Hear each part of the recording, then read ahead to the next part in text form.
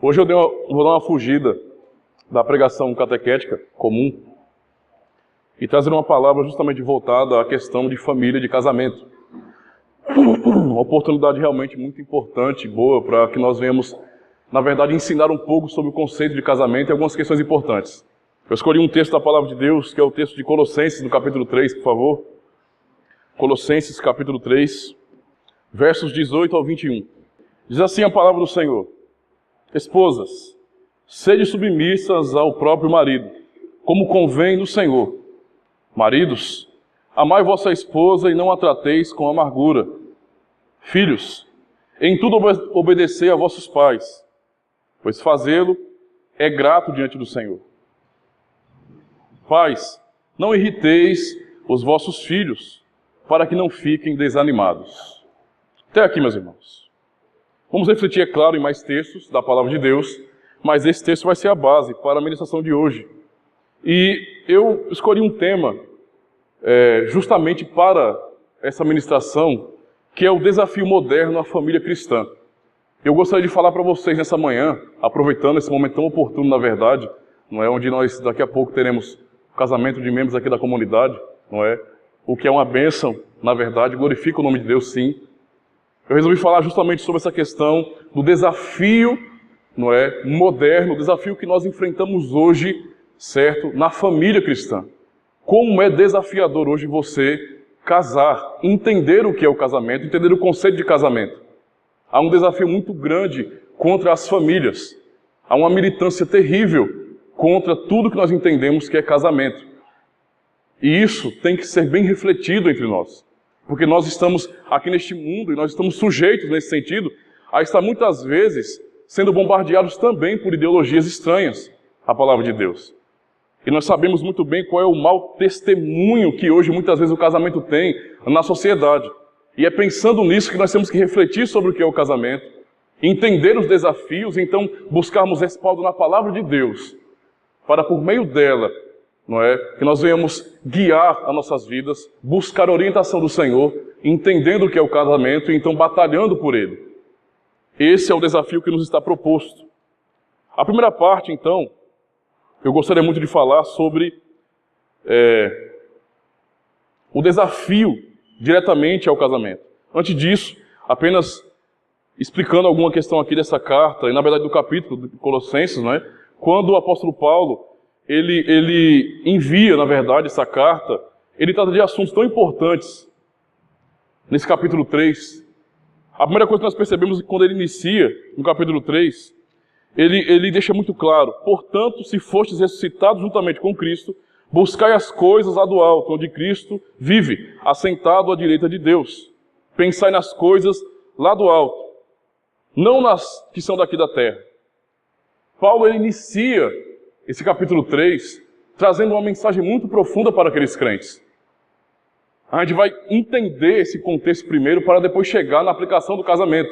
Porque na verdade ele está falando aqui sobre a conversão, porque já que fostes ressuscitados juntamente com Cristo, como sendo o povo de Deus, pertencentes a Ele, ele exorta aqueles crentes que eles busquem, na verdade, as coisas que são do alto, que eles busquem, na verdade, a Cristo, que eles olhem para Cristo e tenham Cristo como centralidade em suas vidas, entendendo que o foco central da vida cristã, do casamento, é Jesus Cristo.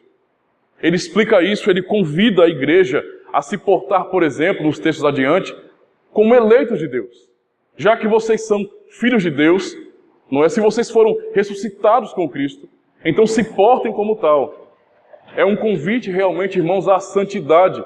É um convite a olhar para a palavra de Deus como aquela que vai nos dar os parâmetros, como de fato a nossa regra de fé e prática que vai nos ensinar e nos guiar no casamento.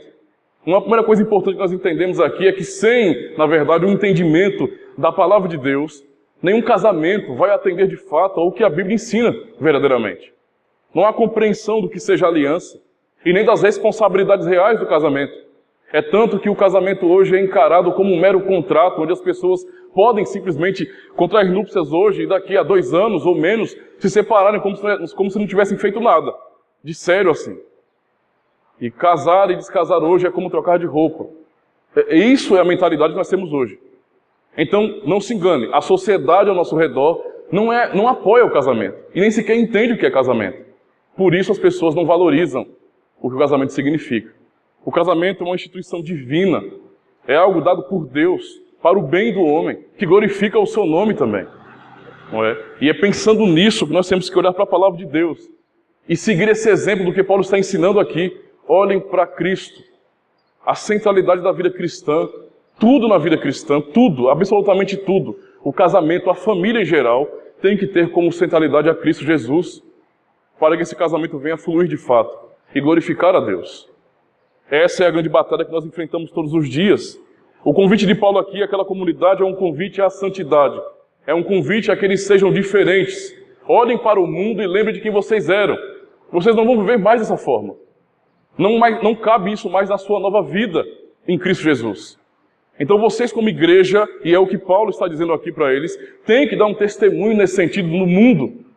E esse testemunho tem que voltar glória a Deus, tem que glorificar o nome do Senhor, sendo diferentes.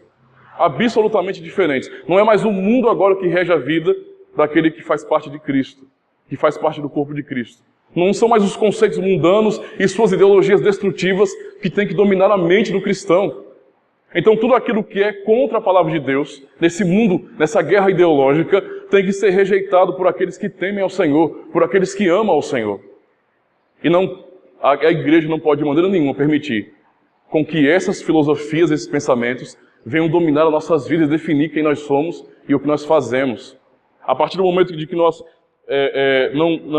na verdade, observemos a palavra de Deus e tomamos ela como de fato base para as nossas vidas, não é? Então aquilo que é ruim, aquilo que é oposto à palavra, acaba entrando no seio da comunidade e corrompendo os corações. Não é à toa que até, às vezes, em muitas comunidades, as pessoas têm que se separado assim por nada.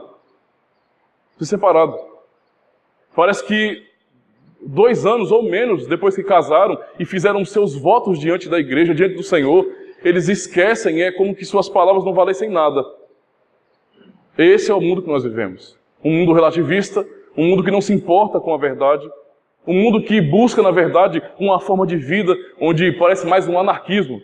Não é? Cada um faz aquilo que é reto aos seus próprios olhos, cada um busca a sua própria verdade interior e não se importam com aquilo que é tão importante, que é a palavra de Deus, que nos guia. Esse é o contexto no qual nós vivemos. Paulo escreve essa carta para alertar aqueles irmãos por vários assuntos da verdade. Mas esse aqui, nesse capítulo 3, ele é muito importante, porque ele aplica toda essa questão da nova vida em Cristo, de quem a igreja é em Cristo, a questões comuns do dia a dia, ao relacionamento com os irmãos, à comunhão. Ele exorta que não mintais uns aos outros, não se portem mais como vocês se portavam antes, agora a vida é nova. E ele aplica também isso à família. Então a palavra de hoje é justamente para casais e também no sentido familiar geral, filhos, pais, não é? Porque a família tem sido bombardeada. Espero em Deus que você fique de fato atento a essa verdade, a essa palavra de Deus. A primeira parte então, o desafio do casamento cristão, não é? Versos 18 e 19, mais uma vez eu vou estar lendo aqui. Diz bem assim: esposas, sede submissas ao próprio marido, como convém no Senhor. Maridos, amai vossa esposa e não a trateis com amargura. Veja o desafio diante da palavra de Deus, diante da igreja, que a palavra do Senhor nos proporciona. Veja o desafio. Eu pergunto à amada igreja, olhando para esse texto, onde Paulo ele está dizendo assim para a igreja e para as mulheres da igreja: esposas, sede submissas ao próprio marido, como convém no Senhor. Sejam submissas ao seu marido, como convém no Senhor. Eu pergunto a vocês, irmãos, se isso é uma coisa comum em nossos dias, no caso no geral da sociedade. Será que no mundo hoje, naquilo que é mais geral, esse pensamento, esse entendimento, essa prática é algo comum? Você acha que as pessoas têm tido isso como algo normal, como algo nobre? Mulheres se submetam, não é? Esposas se submetam ao seu marido. Isso é um pensamento completamente oposto à palavra de Deus e é o que está no mundo hoje. É muito incomum, na verdade, E somente grupos bem conservadores cristãos que procuram se manter ainda nos padrões bíblicos e têm de fato, não só em discurso, mas em prática, a palavra de Deus como guia de suas vidas, é que podem olhar para essa verdade e buscar praticá-la. Mas hoje, em muitas, até denominações, as pessoas não têm noção do que é isso. E você percebe uma inversão de valores terrível. Então, quando você olha para um dizer como esse, para uma palavra como essa, esposas, seja submissa ao seu próprio marido, como convém no Senhor. Para muitas mulheres hoje, esse pensamento não cabe mais. Isso é um pensamento retrógrado. Isso é um pensamento que não cabe mais no século presente. E eles encaram isso como se fosse machismo. A submissão hoje parece ser sinônimo de humilhação, de desigualdade, de injustiça. As pessoas entendem assim hoje. Por mais que as mulheres na igreja não muitas vezes se afirmem como feministas, entendam isso. Ainda assim, as influências por meio da mídia e por meio de várias outras coisas aí, têm chegado muitas vezes e dominado o coração de muitas pessoas, pessoas cristãs. Não é à toa que essa inversão de valores tão grande, irmãos. Mas a palavra aqui não está dizendo, entendam isso, que os maridos devem submeter as esposas a eles mesmos. A atitude que Paulo aqui exorta as mulheres da igreja é que elas se submetam ao seu próprio marido. Percebe? Não é para que o marido ele imponha algo sobre a mulher nesse sentido e a faça se submeter. Não é isso. Mas que as mulheres piedosas, as mulheres cristãs, as mulheres que fazem profissão de fé verdadeiramente, que creem no Senhor Deus, que são da igreja, elas que tenham a atitude de se submeterem ao seu próprio marido. E eu posso dizer para você que somente alguém que nasceu de novo, que tem o Espírito Santo de Deus atuando em sua própria vida, é que pode olhar por essa palavra, olhar por essa verdade e cumpri-la. E de fato obedecê-la, entendendo o papel da mulher. Então nós estamos vivendo uma guerra terrível. As ideologias desse mundo têm de fato tentado oprimir a igreja de uma maneira muito grande, irmãos. E nós temos que ficar alertos para isso. Quando nós falamos de casamento, quando nós falamos de matrimônio, nós temos que lembrar que o casamento está submetido a tudo isso. Aquele que decide casar-se, ele está diante de todas essas situações aí. Ele está diante de uma guerra. E todo mundo espera uma coisa do casal. Não que eles prossigam e tenham uma vida realmente longa, onde possam de fato glorificar a Deus com fidelidade. Não é isso que o mundo espera. É como se o mundo estivesse olhando para aqueles que decidem casar-se, não é? E eles ficassem olhando, torcendo, ou só esperando a hora deles caírem e se separarem, porque é isso que tem sido comum na sociedade. É isso que eles esperam. Estão na torcida, esperando o momento em que o casal, que se demonstra tão apaixonado e que fazem votos tão sérios, daqui a algum tempo, eles desfaçam de tudo isso e fingem que nada disso é verdade.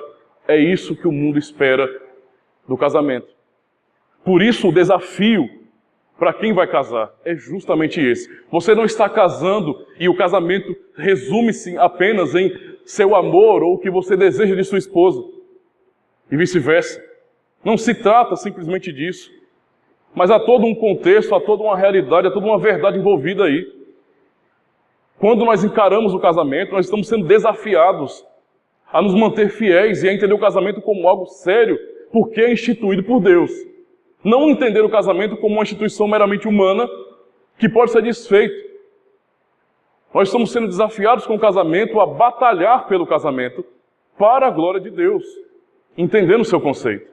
É esse o desafio que nos foi posto aqui, não é? As mulheres têm sofrido muito pela inversão de valores, pela inversão, pela troca de papéis. E o mundo tem mentido às mulheres, enganado as mulheres.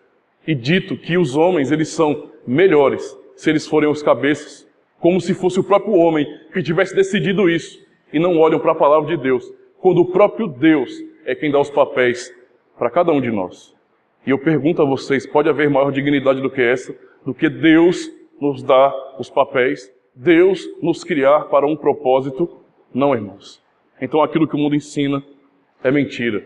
O desafio para a mulher cristã hoje é olhar para essa realidade e entender que se de fato ela crê no Senhor Jesus, que se de fato ela é uma mulher fiel, piedosa, ela olhará para essa verdade e a verdade a convida e a convoca a se submeter ao seu marido. As mulheres que não conhecem a Jesus Cristo muitas vezes pensam assim, eu sei que a maioria não.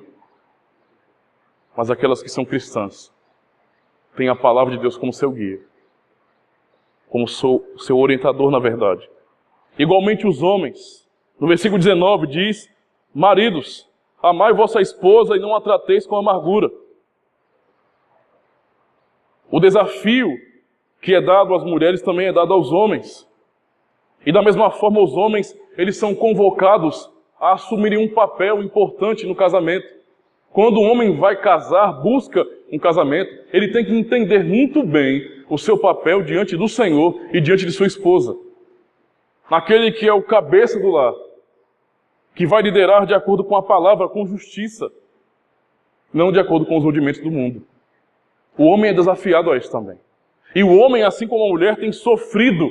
Percebam que a palavra do Senhor nos convoca a ser, o contexto de Paulo aqui no capítulo 3, onde de fato ele convoca a igreja a uma vida de santidade, a se portarem como eleitos e aplica isso também à vida da família. Os homens são convocados nesse sentido, irmãos. Convocados a serem fiéis, a amarem a sua esposa e tudo o que isso significa. O amar a esposa aqui, fazendo jus ao que Paulo também ensina em Efésios capítulo 5, não é? Como é que o homem ama a mulher, como Paulo ensina em Efésios 5, assim como Cristo amou a sua igreja. Então o padrão, o entendimento dessa verdade aqui, que o próprio Paulo escreve em Efésios 5, é justamente isso. Olhe para a igreja, olhe para Cristo e veja nesse sentido o relacionamento dos dois. Esse é o espelho para o casal. Esse é o modelo para o casal. Olhar para Cristo e sua igreja e então imitá-los nesse sentido.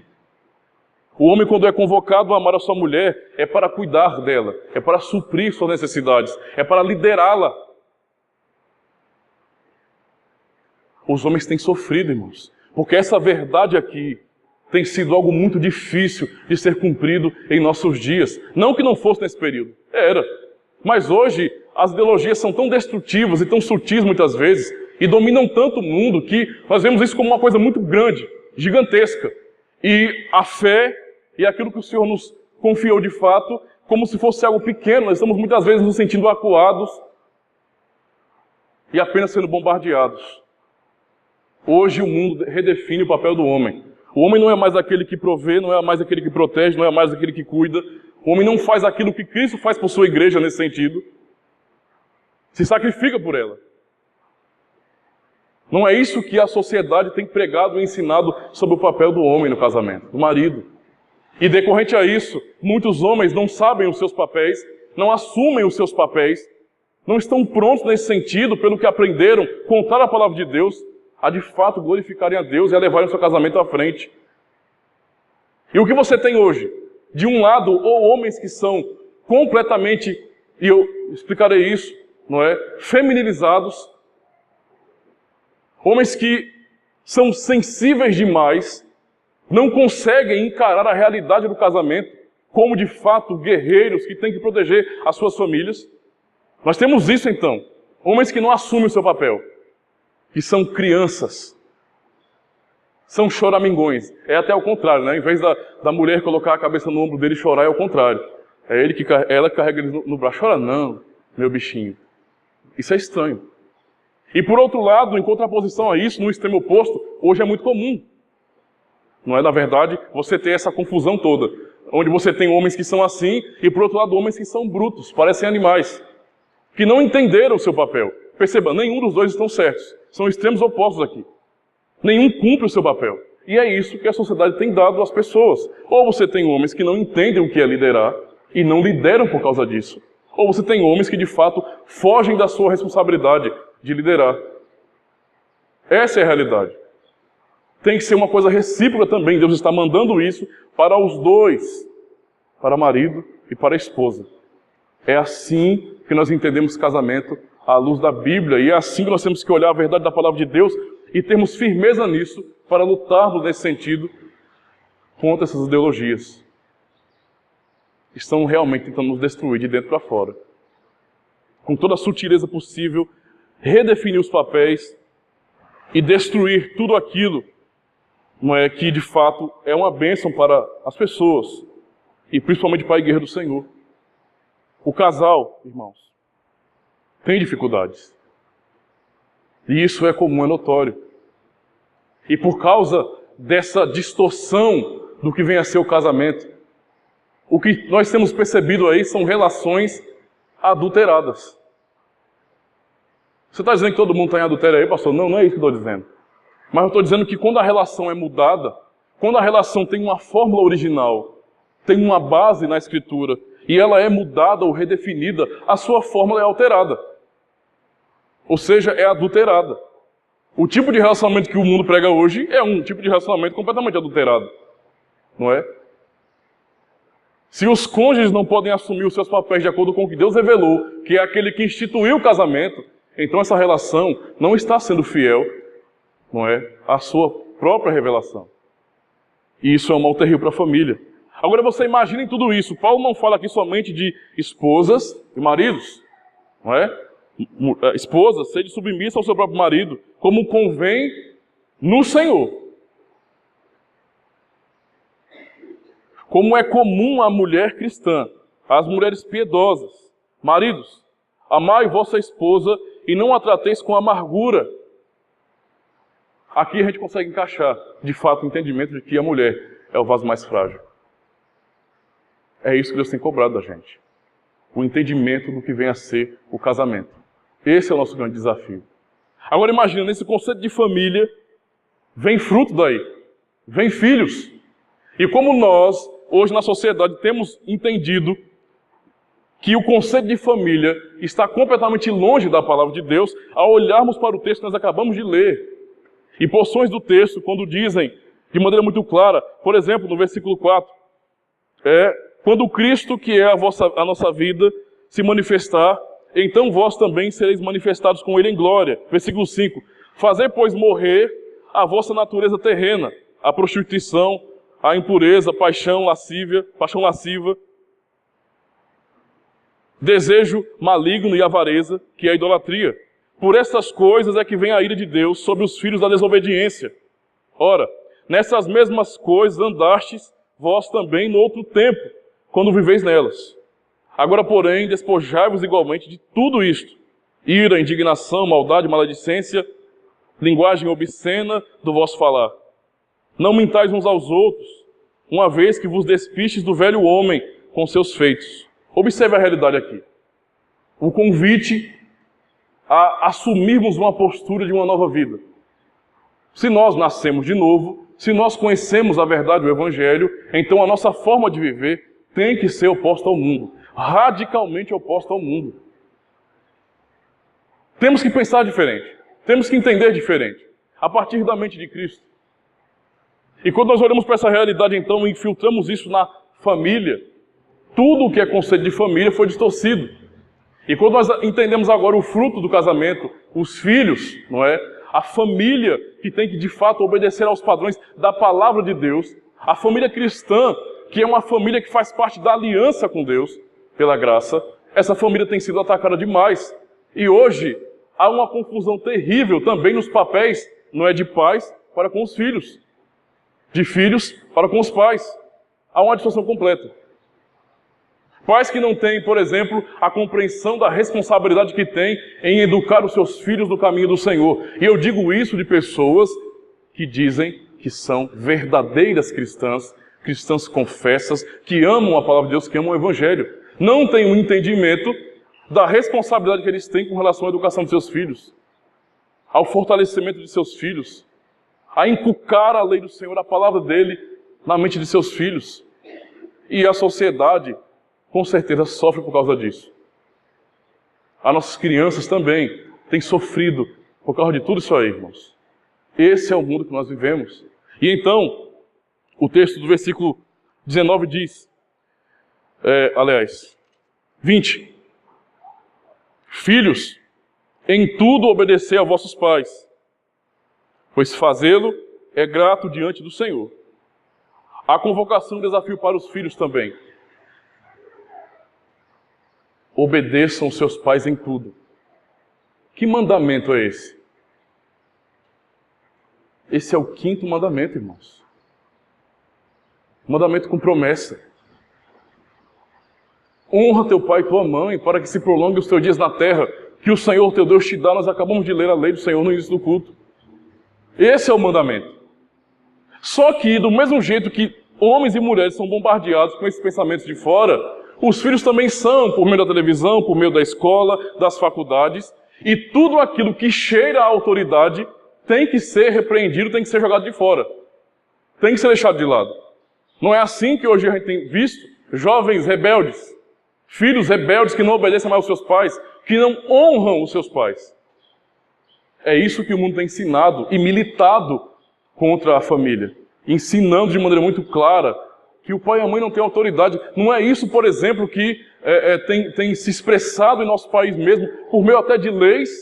Eles não têm militado também nos governos para que o pai e a mãe percam a autoridade na família, para que os filhos agora tenham, nesse sentido, tanta autoridade ou mais do que os pais, criando leis que impedem o pai, por exemplo, de exercer disciplina sobre os seus filhos, deixando os filhos com liberdade para fazer o que querem e ficarem impunes a partir disso aí. Percebem que isso não é uma afronta meramente aos pais, mas isso é uma afronta a Deus, irmãos, que instituiu isso, quem ordenou que os filhos deveriam honrar os seus pais. Olha a luta. Quando um casal, não é, como de fato alguém busca casamento, essa pessoa está também buscando frutos desse casamento. Virar frutos, virar filhos. Então o desafio do casamento não é somente a vida dos dois ali, mas o fruto que virá a partir daí. E esse fruto também sofrerá. E os filhos sofrerão de fato, na mão, muitas vezes, da escola, da faculdade, desse mundo aí. Se os pais não tiverem o entendimento, da compreensão para de fato ensinarem aos seus filhos o caminho que eles devem andar, disciplinarem eles pela palavra de Deus com todo o amor, com piedade verdadeira, santa diante do Senhor, seus filhos também serão entregues nesse sentido. E os filhos aqui estão sendo motivados dia após dia à rebeldia. Essa é a realidade do nosso mundo. Essa é a realidade. Eu me lembro ainda quando bastante jovem, não que eu seja velho, mas quando bem mais jovem ainda, né? Minha mãe era bem, sabe, na ausência do meu pai, nesse sentido, minha mãe, ela botava pulso firme. Como o pessoal aqui mais velho já sabe muito bem, eu fui criado em São Paulo, em uma periferia. Então, você imagina a bagunça que era lá, né? Boca de fumo, aquela coisa todinha. A maneira que ela arrumava para poder deixar a gente longe disso aí era nos prender em casa, nos botar para fazer atividades em casa e nos ensinar. De fato, ela pegava no nosso pé. Ela não tinha um entendimento da palavra de Deus. Mas ela fazia o possível, o máximo que ela podia. Era nos ensinar a situação das pessoas que estão vendo daquele jeito, em drogas, em baladas, em coisas que só fazem mal ao ser humano. Essa é a grande realidade. Se entregando a todo tipo de promiscuidade. E a gente muitas vezes se sentia acuado, oprimido, porque a gente tinha vontade de sair, não é? E não saía, e não ia para um monte de canto aí, um monte de festa, um monte de balada, não ia, ela não deixava não, de jeito nenhum, não é? E ela realmente botava pressão na gente. Eu agradeço muito a Deus, porque por mais que minha mãe não tivesse conhecimento da palavra de Deus, mas eu creio que o Senhor, graciosamente, a usou naquele momento, porque realmente foi nos guiando em situações para não nos fazer pensar daquele jeito. E as pessoas acabavam admirando uma coisa nela. 3 filhos, né? Meus irmãos são tudo assim, quase do meu tamanho. Não tão larguinhos que nem eu, mas são altinhos também, fortes. E 3 marmanjos em casa e ela botava moral nos 3. Era engraçado até. Eu lembro quando a gente ia pra feira, quando a gente vacilava, vinha pegar assim no couro, assim do lado assim, ó, virava pro SBT na hora. Não é? Chega lá e descia. Ela não tinha medo. Ela realmente ela demonstrava autoridade, demonstrando que nos amava e que queria o nosso bem. E nós sempre a respeitamos. Mas não era a realidade de muitas famílias. Eu lembro de muitos jovens da minha época que foram, de fato, entregues a drogas, a criminalidade, a todo tipo de coisa ilícita, não é? E não tinham pais assim que se importassem com eles. Viviam largados. Chegavam uma hora que iam em casa, pivetes, crianças pequenas mesmo. Essa é a realidade. Tudo isso ainda, por mais simples que seja, hoje parece ter sido perdido. Não é? Se você ainda for para uma cidade grande, você vai ver que é pior ainda. A liberdade que os filhos têm hoje, com toda a influência da escola, é terrível você muitas vezes ir para uma reunião escolar e você ouvir os professores ensinando, os coordenadores ensinando para os professores que os pais, eles têm que parar de repreender os filhos, que os pais têm que dar mais liberdade aos filhos, porque os filhos se sentem muito oprimidos e a gente tem que ajudar eles a desenvolverem. Que negócio é esse? Percebem que isso é uma afronta direta ao mandamento, à palavra de Deus? A palavra do Senhor aqui está nos ensinando, filhos, sejam obedientes a vossos pais. Isso agrada ao Senhor. Deus os chamou para isso, para honrarem o seu pai, não é? Decorrente a isso, é por isso que o mundo está desse jeito tão bagunçado. Então perceba o desafio que Paulo está dando na igreja. A igreja não é um grupo de ETs, não é um grupo de pessoas superdotadas, não é um grupo de pessoas que estão plenamente santificadas e não pecam. Não, são pessoas normais. Nós somos pecadores.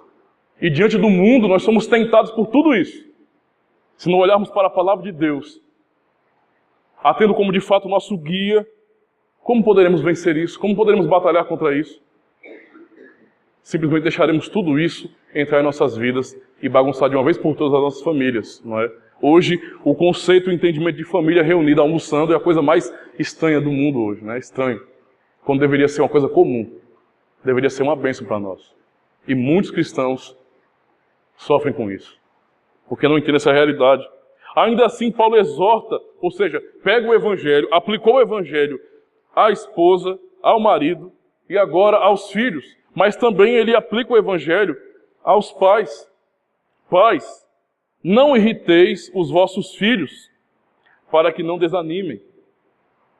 A palavra do Senhor também nos convoca, irmãos, a entendermos que o nosso papel como educadores nesse sentido, irmãos, é um papel de responsabilidade e de sabedoria.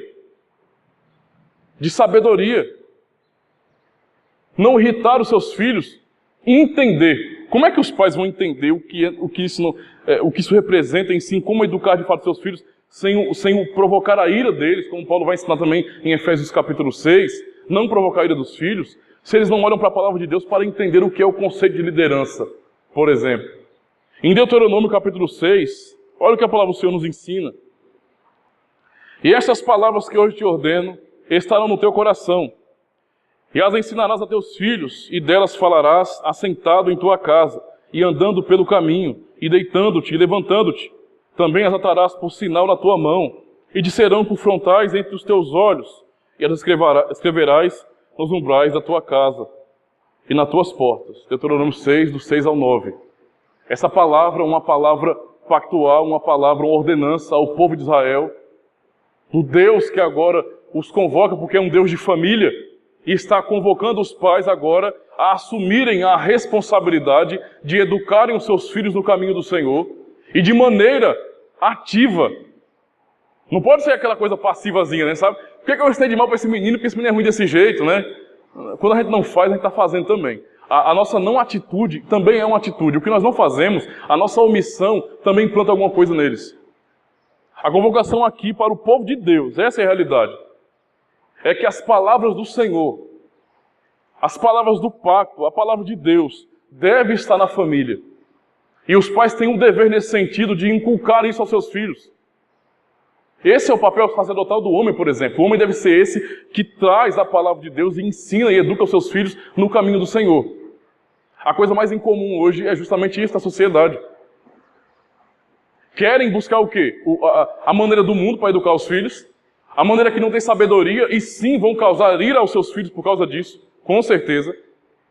Vão provocar sim ira nos seus filhos, porque não têm a sabedoria de Deus, não olham para aquilo que a palavra do Senhor ensina, e por causa disso então não podem guiar os filhos pela palavra de Deus. E eu digo isso à igreja, à comunidade, a pessoas que dizem que confessam a Cristo, que amam ao Senhor Jesus, que têm entregue seus filhos à televisão, ou então adotado o sistema do mundo para educá-los, e com isso não fazem bem aos seus filhos. Não há explicação do porquê das coisas. Deus está convocando o seu povo aqui, de fato, a inculcar. Essa palavra tem que estar na família, tem que prevalecer na família, para que a família seja educada nisso. Aprenda a temer o Senhor. Os pais têm que ser discipuladores dos seus próprios filhos. O lugar onde o homem deveria ser notório em sua liderança, em seu pastoreio, deveria ser em seu lar. Mas não é isso que acontece hoje. Há até pessoas que são ótimos quando expressam a sua liderança fora do seu lar, não é? Tentar ser super-homem em eventos e até comunidades mesmo, para poder pregar, para muitos tem sido muito fácil. Mas não entenda a responsabilidade que é ensinar e educar os seus filhos no caminho do Senhor. Não buscam com a mesma força e garra que buscam aparecerem lá fora como sendo os grandes inteligentes intelectuais do mundo cristão. Não buscam a mesma coisa em aplicação na sua família, tendo a responsabilidade de educar os seus filhos no caminho do Senhor. Esse é o desafio, irmãos. O Senhor nos convoca a também não agir como o mundo age nesse sentido, mas que a palavra, que o Evangelho, de fato seja em nossas vidas. Mediante a tudo isso, vou caminhar para o final agora, mediante a tudo isso, a todos esses desafios, que aparentemente são gigantes, não é? Diante de nós, e nós parecemos um grupinho tão pequeno comparado com toda a sociedade, com todo mundo, e às vezes nos intimidamos por causa disso, mas diante de tantos problemas, tantas dificuldades, tanta opressão do mundo contra a igreja, o que nós devemos fazer? Para onde nós devemos olhar? A resposta está no próprio texto. Veja o que Paulo diz mais uma vez no versículo 1 de Colossenses 3. Portanto, se fostes ressuscitados juntamente com Cristo, buscai as coisas lá do alto, onde Cristo está. Vive assentado, onde Cristo vive assentado à direita de Deus. Versículo 2. Pensai nas coisas lá do alto, não nas que são daqui da terra. Olha a resposta do Evangelho para a nossa vida. Diante de tudo isso, o que a igreja deve buscar? A Cristo. Para onde a igreja deve olhar? Para Cristo. De fato buscar refúgio no Senhor. De fato buscar refúgio na palavra de Deus. Entendendo que de fato é Deus quem nos alimenta por meio de sua palavra, e é essa palavra maravilhosa que o Senhor usa nesse sentido para nos orientar nesse caminho. Eu não posso, irmãos, buscar soluções mágicas imediatas em qualquer outro canto, mas eu preciso olhar para a palavra de Deus, por aquilo que a palavra do Senhor me ensina. E ouçam isso, famílias. É a palavra de Deus quem estabelece essas verdades em nossas vidas. Deus está nos dando aqui a direção para onde nós devemos olhar. Olhem para Cristo, busquem a Cristo. E por quê? Porque isso tem a ver com a nova vida que vocês têm nele agora. Se você ama a Cristo, se você conhece a Cristo, se você de fato é um filho dele, mediante a fé, mediante a palavra de Deus, olhe para o Senhor. Olhe para o Senhor. E busque nele modelo, busque nele alimento, busque nele de fato orientação para a sua vida. O outro caminho que o mundo oferecer não trará verdadeira satisfação. É impossível isso. Tudo que se planta aqui é ilusório. Ele fala, não pensei nas coisas que são do alto, não nas coisas que são da terra.